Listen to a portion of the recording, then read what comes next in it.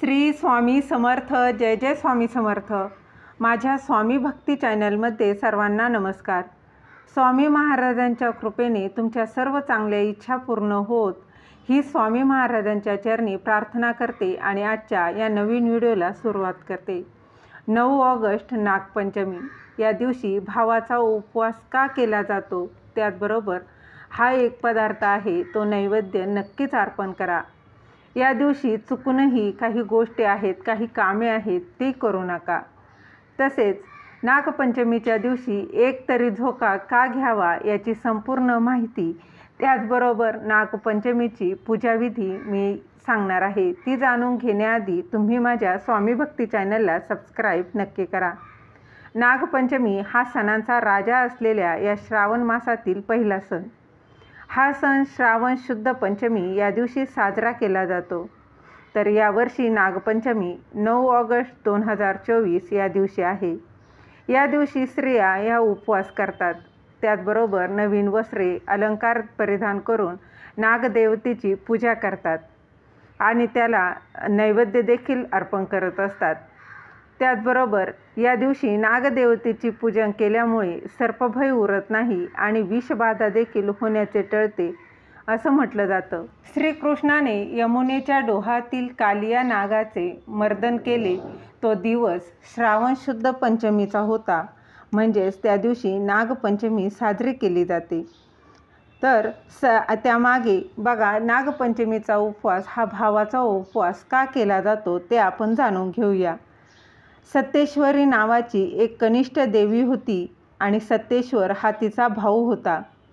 सत्तेश्वराचा मृत्यू हा नागपंचमीच्या आदल्या दिवशी झाला. सत्तेश्वरीला तिचा भाऊ नागरूपात दिसला. तेव्हा तिने त्या नागरूपाला आपला भाऊ मानला. त्यावेळी नागदेवतेने वचन दिले की जी बहीण माझी भाऊ म्हणून पूजा करेल तिचे रक्षण मी करेन. आणि त्यामुळेच त्या दिवशी नागदेवतेची पूजा करून प्रत्येक स्त्री ही नागपंचमी साजरी करते. त्याचबरोबर नाग हा परमेश्वराच्या अवतारांशी म्हणजेच सगुण रूपांशी संबंधित आहे. नागपंचमीच्या दिवशी या नागदेवतेची प्रत्येक भागात पूजा करण्याची ही वेगवेगळी पद्धत आहे. नागदेवतेचे पूजन केल्यामुळे सर्पभय उरत नाही, विषबाधा होण्याचे टळते. ते या दिवशी घरामध्ये स्वच्छ लाकडी पाटावर गंध, हळद आणि कुंकू यांच्या मिश्रणाने 5 फण्यांचा नाग काढला जातो किंवा रक्तचंदनाचे 9 नागांच्या आकृत्या काढल्या जातात. काही ठिकाणी मातीचा नागही बनवून त्याचे पूजन केलं जातं. तर काही ठिकाणी वारुळाला जाऊन तिथे देखील जाऊन नागाची पूजा केली जाते. असं म्हटलं जातं की त्या मातीच्या वारुळात नाग असतो, म्हणून तिथे जाऊन पूजा केली जाते. नागाची पूजा करताना अनंत, वासुकी, शेष, पद्मनाभ, कंबल, शंखपाल, धृतराष्ट्र, तक्षक आणि कालिया या 9 नागांची नावे घेऊन गंध, अक्षता आणि फुले वाहावीत. त्याचबरोबर घरातील सर्व व्यक्तींनी देखील फुलं, दुर्वा अर्पण करायचे आहे.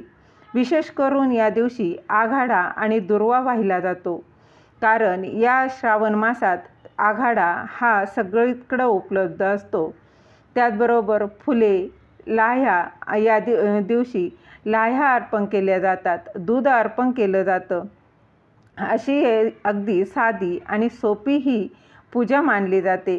त्याचबरोबर या नागपंचमीच्या दिवशी काही गोष्टी आहेत, काही कामे आहेत ते करणं हे वर्ज्य आहे. नागपंचमीच्या दिवशी भाजी कापणे, चिरणे, त्याचबरोबर शिवणे, तळणे, भूमी उकरणे, नांगरणे, झाडे तोडणे अशा ज्या गोष्टी आहेत, अशी जी कामं आहेत ती वर्ज्य मानली जातात. मात्र वर्षातील इतर दिवशी यात कामं करण्यास बंधनं नाहीत. मात्र नागपंचमीच्या दिवशी ही वर्ज्य मानली जातात. या दिवशी केली जात नाही आणि जर केली अशी जर कामं केल्यानं होणारी हानी जी आहे, आपल्या आयुष्यात काही ना काही त्याचा वाईट परिणाम हा निश्चितच होत असतो. नागदेवता ही इच्छेशी संबंधित देवता आहे. तो इच्छेचा प्रवर्तक असा आहे असं म्हटलं जातं. इच्छेचा प्रवर्तक म्हणजेच इच्छेला गती देणारा किंवा सकाम इच्छेची पूर्तता करणारा. तर नागपंचमीच्या दिवशी नागदेवताजन्य तत्वाच्या इच्छालहरी या भूमीवर अवतरलेल्या असल्याने वायुमंडलात नागदेवताजन्य तत्वाचे प्रमाण हे जास्त असते. त्यामुळे कापणे, चिरणे, तळणे या कृतीमधून रजतमाशी संबंधित इच्छालहरी निर्माण होतात आणि या स्पंदनांच्या व्यक्तींवर परिणाम होतो. तसेच देवताजन्य ज्या इच्छालहरींच्या कार्याला अवरोध होतो, यामुळे नागदेवताजन्य लहरींना कार्य करण्याला अडथळा प्राप्त होऊ शकतो. म्हणून नागपंचमीच्या दिवशी अशा प्रकारच्या जी कामे आहेत ती केल्याने पाप लागू शकते.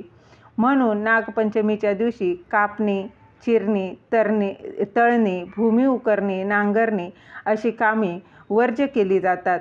त्याचबरोबर नागपंचमीला स्त्रियांनी आवर्जून हातावर मेहंदी काढली जाते. त्याचबरोबर नागपंचमीच्या दिवशी नवीन वस्त्रे, सौभाग्य अलंकार घालून पूजा केली जाते. तसेच या दिवशी भावासाठी उपवास केला जातो. सत्तेश्वराचा मृत्यू हा नागपंचमीच्या आदल्या दिवशी झाला, त्यामुळे भावाच्या शोकात सत्तेश्वरीने अन्न ग्रहण केले नाही. त्या दिवशी स्त्रिया भावाच्या नावाने उपवास करतात. भावाला चिरंतन आयुष्य आणि अनेक आयुधांची प्राप्ती हो आणि तो प्रत्येक दुःख आणि संकट यातून तारला जावो म्हणून स्त्रिया भावासाठी उपवास करत असतात. सत्तेश्वरीचा भावासाठीचा शोक पाहून नागदेव हा प्रसन्न झाला. त्याने तिचा शोक दूर करण्यासाठी आणि तिला आनंदी करण्यासाठी नवीन वस्त्रे परिधान करण्यासाठी दिली. तसेच निरनिराळे अलंकार देऊन तिला सजवले. त्यातून सत्तेश्वरी समाधानी झाली. त्यामुळे नागपंचमीच्या दिवशी स्त्रिया नवीन वस्त्र, अलंकार परिधान करत असतात आणि नागदेवतेची पूजा करत असतात. त्याचबरोबर या दिवशी हा एक पदार्थ आहे, काही ठिकाणी उकडीचा धिंड त्याला कानवले असं देखील म्हटलं जातं. हा जो पदार्थ आहे पुरणापासून तयार केलेला हा आवर्जून दाखवला जातो. त्याचबरोबर नागदेवतेच्या पूजा केली जाते आणि या दिवशी अशी देखील परंपरा आहे की स्त्रियांनी एक तरी झोका घेण्याची प्रथा आहे.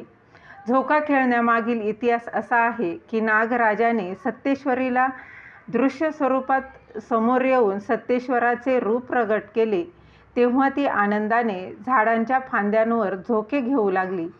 त्यामुळे स्त्रिया त्या दिवशी झोका खेळतात.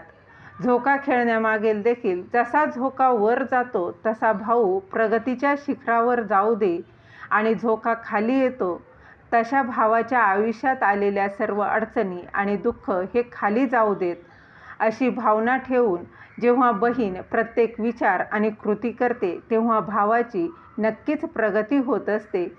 त्यामुळे या दिवशी एक तरी झोका आवर्जून घेतला जातो असं देखील म्हटलं जातं. तर बघा तुम्ही अशा पद्धतीने नागपंचमी साजरी करूयात. झालेली सेवा महाराजांच्या चरणी रुजू करते. दिलेली माहिती तुम्हाला आवडली असेल तर लाईक करा, शेअर करा, सबस्क्राईब करायला विसरू नका. श्री स्वामी समर्थ. जय जय स्वामी समर्थ.